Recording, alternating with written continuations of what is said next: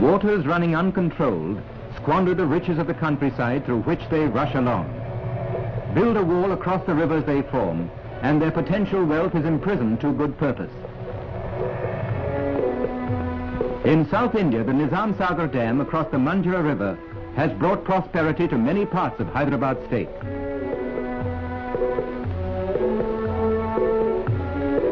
The Krishna Raja Sagar Dam on the Kaveri is responsible to a great extent for the progress of Mysore state.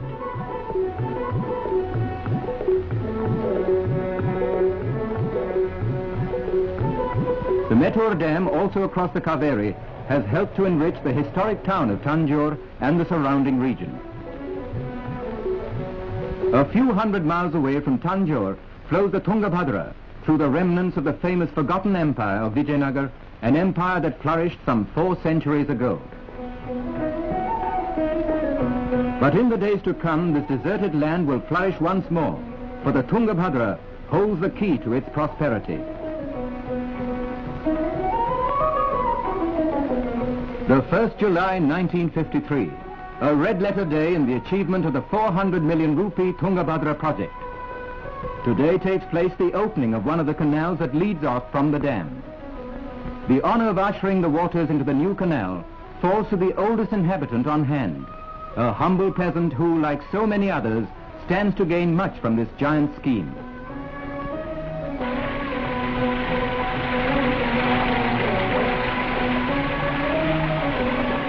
He and his kind beseech the deity of the river to bless the project so that prosperity comes to a land long shrouded in drought.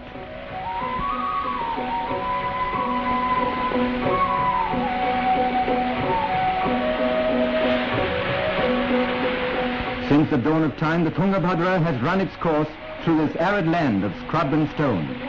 Why has the land then not blossomed into fertility? Herein lies our story. The river gets its name from the confluence of the Tunga and the Bhadra. Their waters mingle near Kudali village, 8 miles from Shimoga in Mysore state.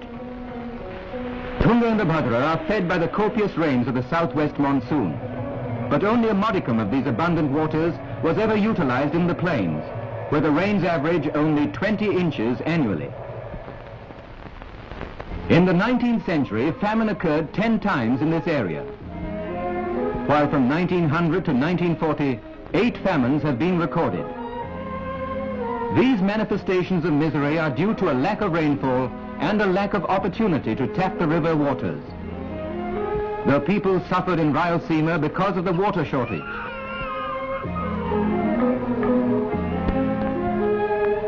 Many migrated when faced with drought and death.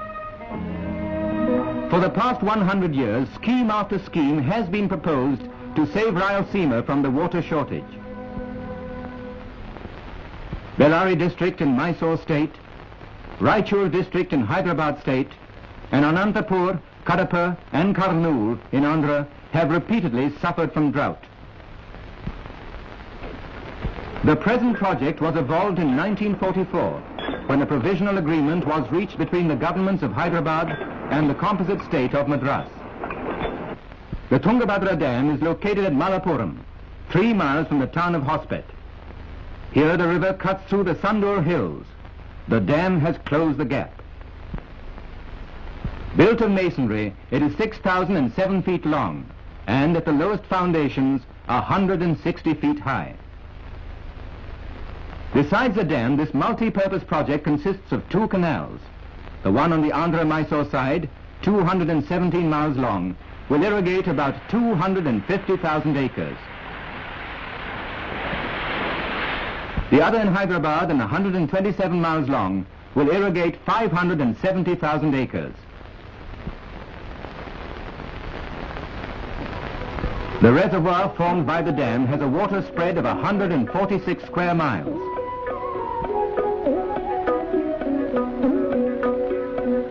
This is the largest masonry dam and storage reservoir yet built in India.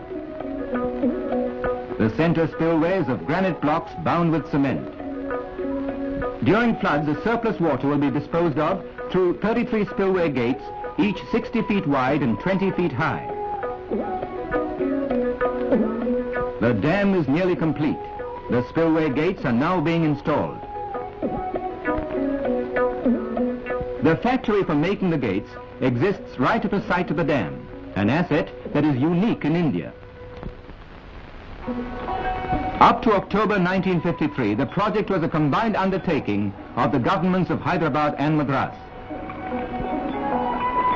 Now the responsibility is shared by Hyderabad, Andhra and Mysore.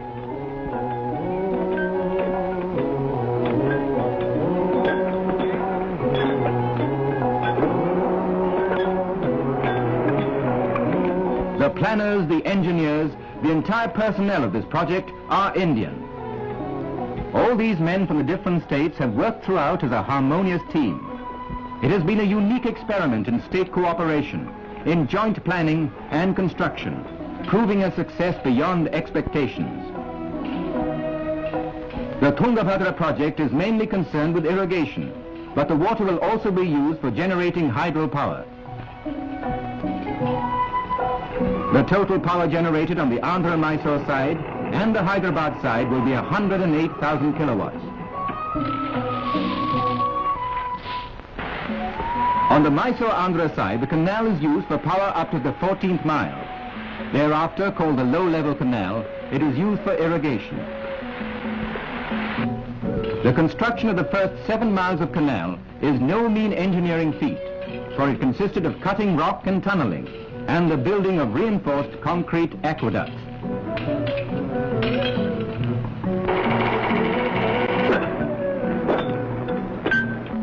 A 165 such aqueducts and under-tunnels had to be built.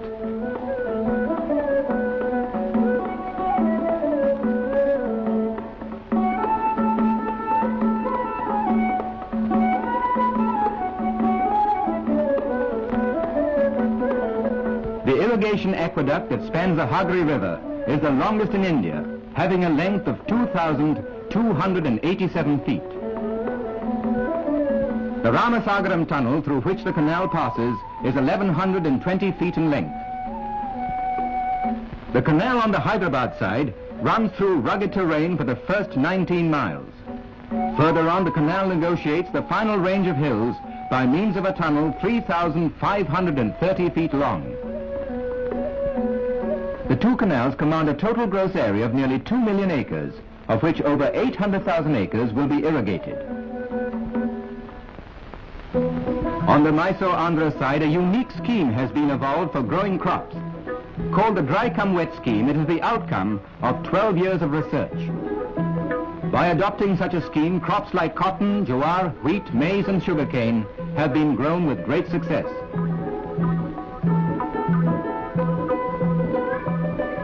With the release of the canal waters in 1953, a new life has begun for the people of this region. The long barren lands have blossomed for the first time in centuries. And as nature smiled, so did the people.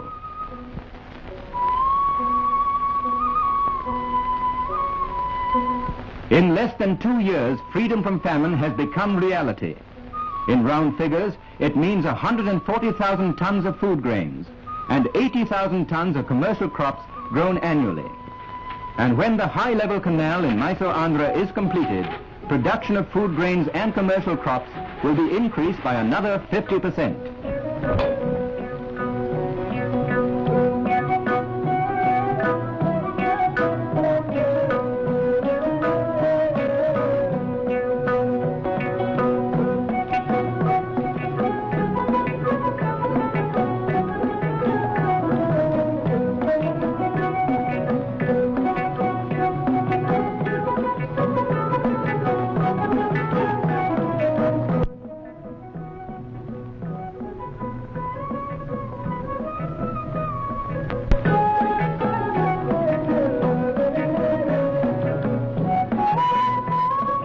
These multi-purpose projects, built by the concerted will and energy of our people, shall bring blessings untold to future generations. The Tungabhadra are the temples of the 20th century.